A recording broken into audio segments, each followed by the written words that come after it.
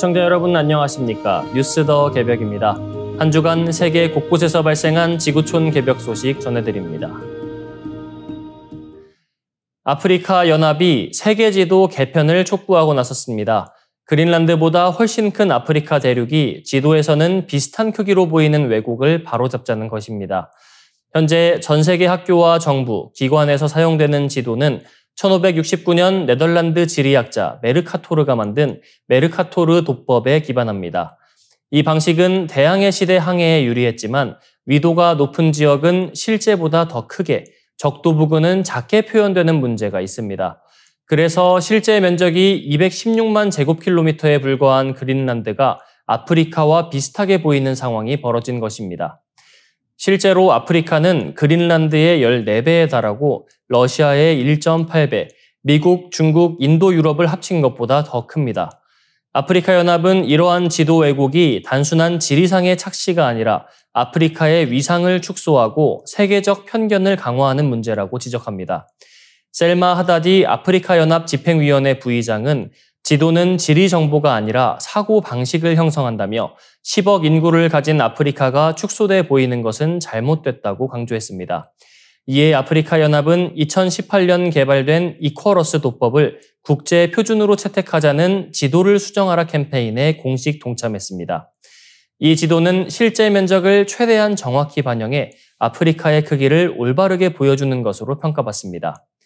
아프리카 노필터, 스피크업 아프리카 등 단체들이 주도하는 이 운동은 유엔과 세계은행 등 국제기구에도 변화를 요구하고 있으며 아프리카 연합의 합류로 국제적 파급력이 더욱 커지고 있습니다.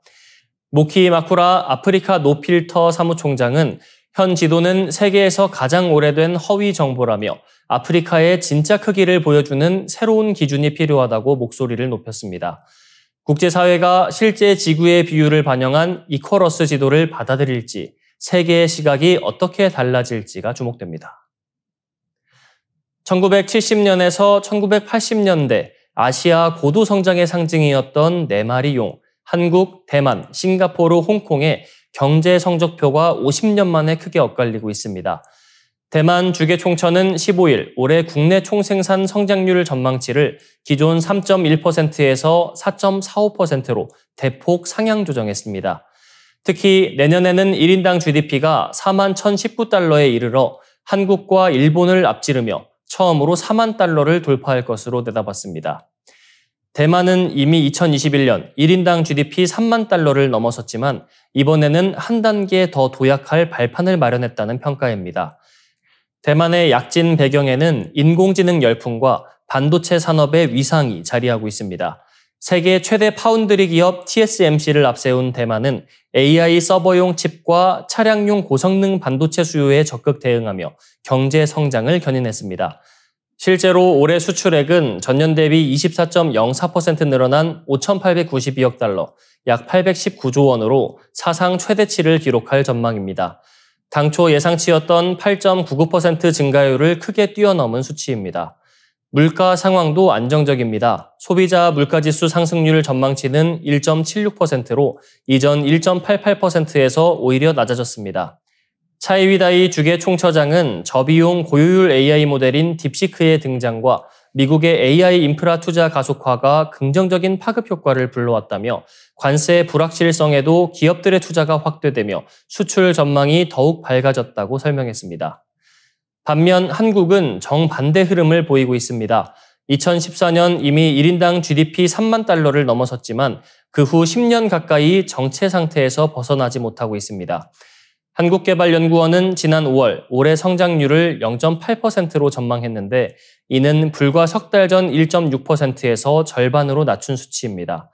비상계엄 여파로 내수가 침체된 데다 트럼프 미국 대통령의 고율 관세 정책이 수출에 직격탄을 가한 결과입니다. 같은 분기 성장률 비교에서도 격차가 극명합니다. 올해 2분기 대만은 전년 동기 대비 8.01% 성장했지만 싱가포르는 4.4%, 홍콩은 3.1%에 그쳤고 한국은 0.5%에 머물렀습니다. 한때 아시아의 4마리 용 중 가장 앞섰던 한국이 정체의 늪에 빠진 사이 대만은 AI와 반도체 호황을 등에 업고 새로운 성장 국면으로 진입하고 있는 모습입니다. 낙관주의자와 비관주의자의 뇌가 미래를 상상하는 방식이 근본적으로 다르다는 연구 결과가 공개됐습니다. 일본 고베대와 교토대 공동연구팀은 87명을 대상으로 미래 사건을 떠올리게 한 뒤 기능적 자기공명 영상으로 뇌 활동을 기록했습니다. 실험은 참가자 본인이나 배우자에게 일어날 특정 사건을 상상하도록 설계됐으며 이후 연구진은 뇌의 내측 전전두엽 피질에서 나타나는 신경 활동 패턴을 비교했습니다. 분석 결과 낙관주의자들은 미래를 상상할 때 뇌가 매우 비슷한 방식으로 작동했습니다. 반면 비관주의자들의 경우 개인마다 서로 다른 신경 패턴을 보였습니다. 연구진은 이 현상을 러시아의 문호 톨스토이가 안나 카레니나에서 묘사한 행복한 가정은 모두 비슷하지만 불행한 가정은 제각각이다라는 문장에 빗대 설명했습니다.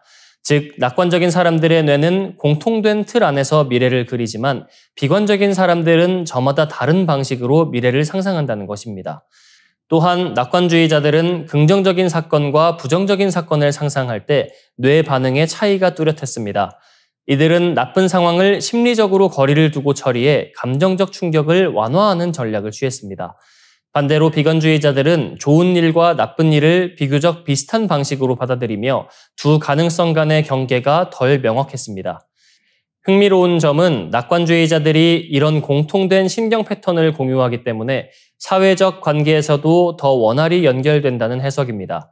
낙관적인 전망을 가진 사람들끼리는 미래에 대한 공통된 비전을 공유하면서 더 쉽게 관계를 맺고 더 넓은 사회적 네트워크를 형성할 가능성이 크다는 것입니다.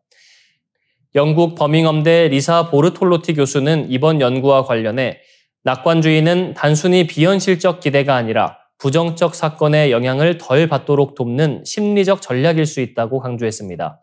긍정적인 미래를 구체적으로 상상하면 목표에 더 집중할 수 있고 실제 실현 가능성도 높아질 수 있다는 설명입니다. 이번 연구는 미국 국립과학원 회보에 게재됐으며 뇌과학을 통해 인간의 성향이 사회적 관계 형성과 행복감에 어떤 영향을 주는지 규명했다는 점에서 주목을 받고 있습니다. 중국 사회가 하이구이, 해외 유학파를 둘러싼 논란으로 뜨겁습니다.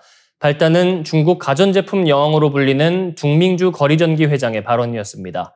그는 최근 주주총회에서 중국 대학 출신 인재만 채용하겠다. 하이구이 중에는 스파이가 있을 수 있는데 누군지 알 수 없다고 공개 발언했습니다. 해당 영상은 하루 만에 조회수 1억 회를 넘으며 엄청난 파장을 일으켰습니다.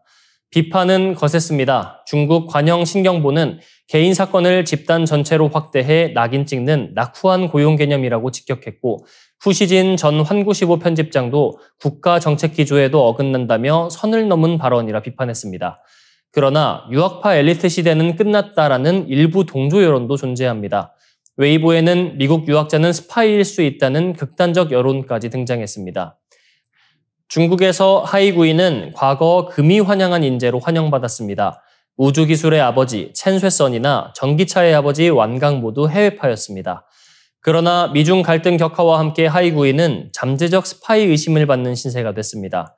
중국 정부는 천인계획 같은 프로젝트로 해외 인재 유치를 장려하고 최근에도 귀국 지원책을 내놓았지만 공직 채용이나 당 간부 선발에선 여전히 해외 학위 소지자를 배제하는 제도가 남아 있습니다. 실제 최고 권력층은 모두 토종파입니다. 시진핑 주석을 비롯해 리창 총리, 차이치 정치국 상무위원 등 최고 지도부는 전원 국내 대학 출신입니다. 최근 트럼프 행정부와의 미중 고위급 대화에서도 중국 측 대표 허리펑 부총리는 국내파였고 과거 하버드 출신 류어 전 부총리와는 대비됐습니다.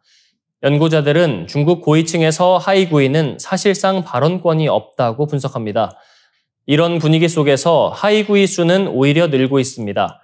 지난해 귀국자는 129만 명으로 사상 최대를 기록했지만 이들은 귀국과 동시에 애국심 증명이라는 취업 장벽 앞에 서게 됐습니다. 스템 분야의 석학급 인재는 환영받지만 평범한 유학생 출신은 배척되는 이중잣대가 존재하는 것입니다. 중국이 기술 패권 경쟁에서 살아남기 위해선 인재 확보가 관건입니다. 그러나 둥밍주 회장의 발언은 중국 사회가 여전히 국가 안보와 개인 자질 사이에서 갈등하고 있음을 보여줍니다. 중국의 글로벌화 전략과 민족주의적 경계심이 정면 충돌하는 지점, 바로 그곳에 해외 유학파 하이구이가 있습니다. 이상으로 뉴스 더 개병 마치겠습니다. 시청해주신 여러분 고맙습니다.